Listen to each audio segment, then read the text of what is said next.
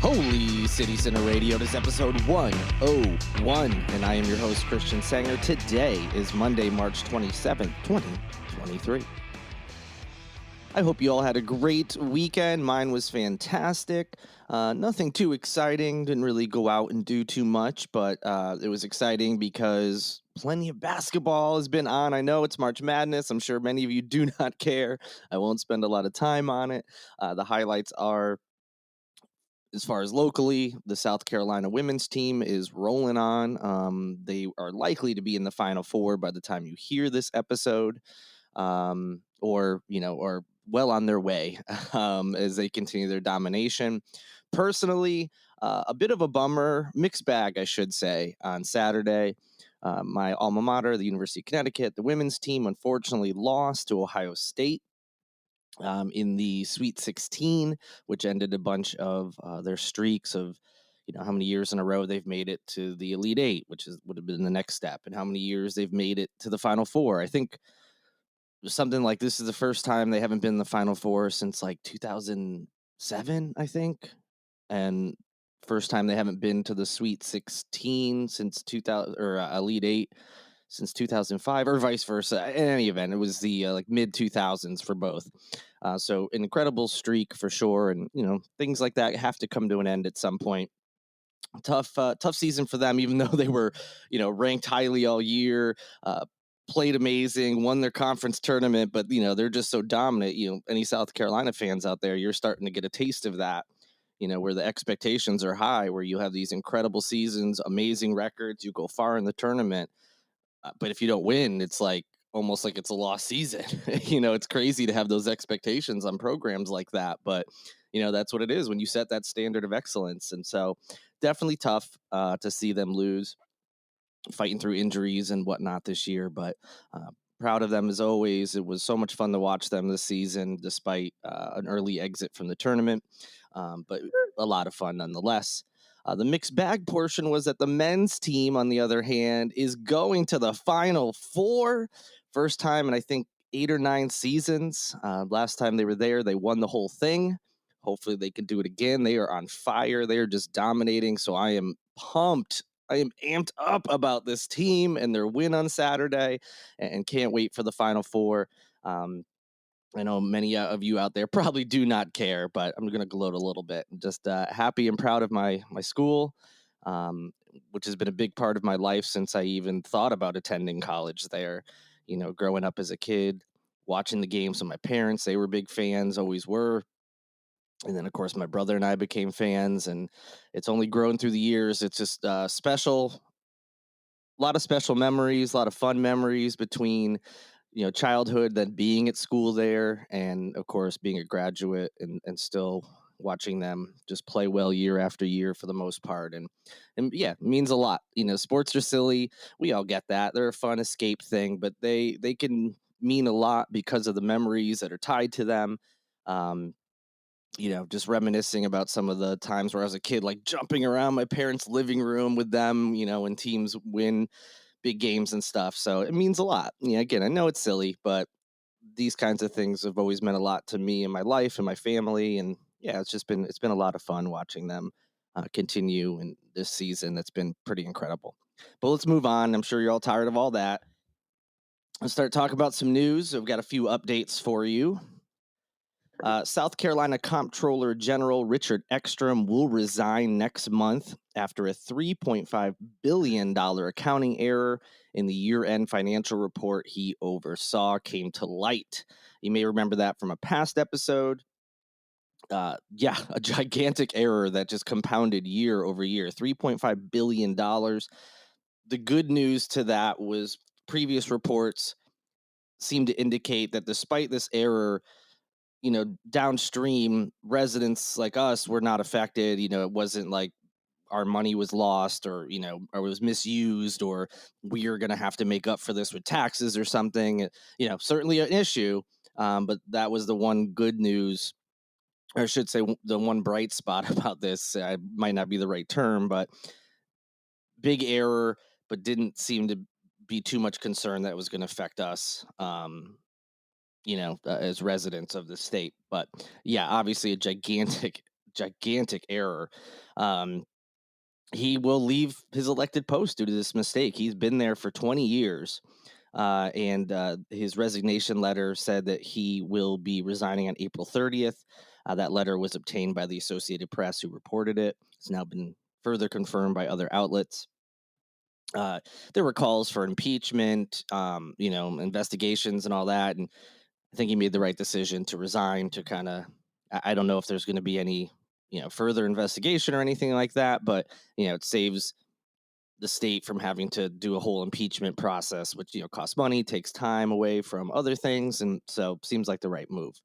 Next up, we got some Murdaugh updates. I mentioned there was an auction taking place last week that went through as expected. People snatched up everything from clothes to a crossbow to a decoy duck, a couch, pillows, all sorts of stuff that were found on the Moselle property where the double murders took place. Uh, Bizarre to me that people want this stuff. I don't know what their plans are for it. If it's just like some weird, dark piece of memorabilia to have the show down the I don't know, but we do know what some people are doing with that. They're trying to turn it into a quick profit. So we'll get to that, but first, the property itself. You've heard of it. It's known as Moselle. It's a huge property out in Colleton County that previously belonged to Alec Murdaugh and his family. Well, it's been sold. As I've said already, Murdaugh's wife and youngest son, Maggie and Paul, were found shot to death near the dog kennels on the property on the night of June 7th, 2021. Alec was recently found guilty of those killings and was given 2 consecutive life sentences earlier this month after a pretty lengthy trial. Of course, you all remember that. It was believed that Murdaugh owed more than $2 million on the property and outstanding mortgage payments. But now that property is sold and belongs to someone else. It's 1,772 acres that was first listed for $3.9 million, which noted in the listing, the property included an equipment shed, an enclosed shop, and now, of course, the infamous 12 dog kennels that are on the property where Maggie and Paul were found. The property sold to 2 buyers this past Wednesday for $2.6 million. This is according to documents obtained by WCBD News 2 here in Charleston. And then one of the 2 owners then confirmed that transaction to News 2 this past Friday. So yes, now that property officially out of the Murdaugh's hands. And as I mentioned, some of the things found within the house and on the property sold as well in that auction. And less than 24 hours after some of those items were auctioned off, which was on Thursday, pieces started popping up on eBay. So that same day and on Friday, all of a sudden you're finding things on eBay that are coming from this estate sale, basically. So some sellers have claimed that the pieces were purchased at the Georgia auction with photos of them or the items identified on the Liberty auction sale to prove like, hey, I was there, here's the thing I bought, and now here it is. Because some of these items are just like regular clothes that anybody could buy. It's not like it's a bunch of really rare or unique things, although there were some of those, but a lot of it's just general, like people are putting up Alex shirts, just regular shirts from, various brands and whatnot. Nothing fancy, nothing that sets them apart. Anybody could own these types of things. So they're posting pictures of them at the auction site to try to prove that, yeah, these are the ones from the Murdaugh family. Among the listings is a crossbow with a starting bid of $14,000. The seller claims that this specific crossbow was actually seen in police body cam footage on the property. Another listing claims to have a hunting jacket. As I said, I've seen other clothes, some that purportedly belong to Maggie. The starting price on that jacket, if you're curious, is $275, and the seller claims that it was Alex's jacket specifically. So again, not sure why people want this stuff. Some of them clearly trying to make a quick buck by turning it around and capitalizing on how big this story is and how it gripped the nation. That's certainly part of it, but others, I'm sure, keeping it for whatever reason. I mentioned this on a past episode. I like memorabilia. I have sports memorabilia. I have silly little collectibles from movies and shows I like. Nothing Nothing too crazy, but some fun stuff. And I get all that. But those are things that are fun and I have good memories of. I don't want to be collecting things that like that. I just don't get it. But hey, whatever rocks your socks, I guess. All right, moving on to a sad story that occurred on Saturday. One person is confirmed dead following a plane crash that happened Saturday afternoon in a creek near Johns Island. The Federal Aviation Administration told News 2 that a Piper PA-28 plane crashed into the marsh at around 12:50 p.m. Officials with the Charleston County Sheriff's Office said multiple people, including boaters on the nearby Stono River, called law enforcement, saying a small plane went down into the pluff mud in the area of Legreeville Road on Johns Island. Several agencies responded to the scene, but the plane crash was in an area that was only accessible by boat, so it took some time. As mentioned, they did recover one body. The FAA and National Transportation Safety Board responded to the investigation, or responded to the scene, and now it is their investigation that is taking place. I will certainly keep you updated on anything, any updates that happen in the future. And our last story today involves Southern Charm, the reality show that you are all very well aware of, I'm sure, at least by name, even if you've never watched an episode. But believe it or not, the show just concluded filming its ninth season. Nine. I can't believe the show has almost been on for 10 seasons. I would imagine it's going to go. I don't see why it would stop. Bravo seems to be very much invested in the series. It has done well for them. But yeah, it concluded its ninth season production. This, according to Deadline.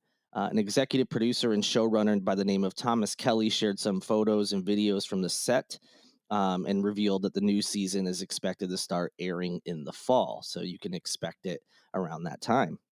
For those interested in some more details about the season, there's expected to be some cast changes, although the cast hasn't officially, been announced. But one thing that is known is that Catherine Dennis, who had been with the show since the first season, she started not as a main cast member, but became one. Well, she is the biggest name that is not returning as an official cast member. We've talked about this previously. Was not offered a contract back or whatever the official story was, but it was believed she was not offered a contract to be a full-time cast member due to her behavior towards people on the production, her being late to a lot of things and some other things that were out there, rumors, hearsay, all that kind of stuff. So it's not that she won't necessarily appear on the season. She's just not going to be a main cast member and, won't have like a storyline that's as in depth as the rest of the cast. As I mentioned, the full cast has not been confirmed, but based on sightings and filming and things like that, people can expect a lot of familiar faces to return. Again, not official. Don't know who will be considered main cast and who might be like Catherine Dennis and just, on the peripheral. But people can expect to see Austin Kroll, Olivia Flowers, Leva Bonaparte, Craig Conover, Shep Rose, Naomi Olindo, Vanita Aspen, Taylor Ann Green, and Caleb Ravenel. So most of the folks you've seen over the last season or two will be returning, it appears, in some capacity. So there you go. Season 9 expected to premiere this fall on Bravo. And that'll do it for episode 101 of Holy City Center Radio. Thank you so much for listening. Please, if you have the chance, whatever platform you are listening to this podcast on, and whatever they allow you to do of these options, please do it. Like, review, 5 stars if that's an option.